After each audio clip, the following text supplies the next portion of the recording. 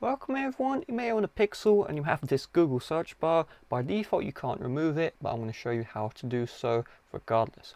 So the first step is we're going to open up the Play Store, we're going to tap into the search, and we're going to search up for Nova Launcher, okay? Once we've searched this one up, we're going to find the free one right here. So you have the Prime and the regular, just tap on the regular version, then tap on Install. Now the Nova Launcher app will install onto your device. It's only a 5 megabyte download, so the download shouldn't take that much time.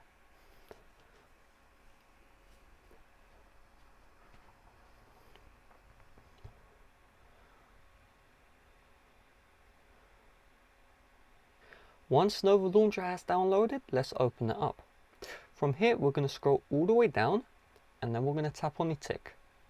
Now Nova 7 or Nova should be on the home screen. So we're going to open it up and now we are brought to this view. So this is a launcher which replaces the regular Google home screen. And so you can see we do have a search bar here, but we can remove the search bar in Nova Launcher. So now we're going to we'll make Nova Launcher the default launcher so we don't get brought to the Pixel home screen. Then we're going to remove the search bar right here. So we're going to open up Nova settings.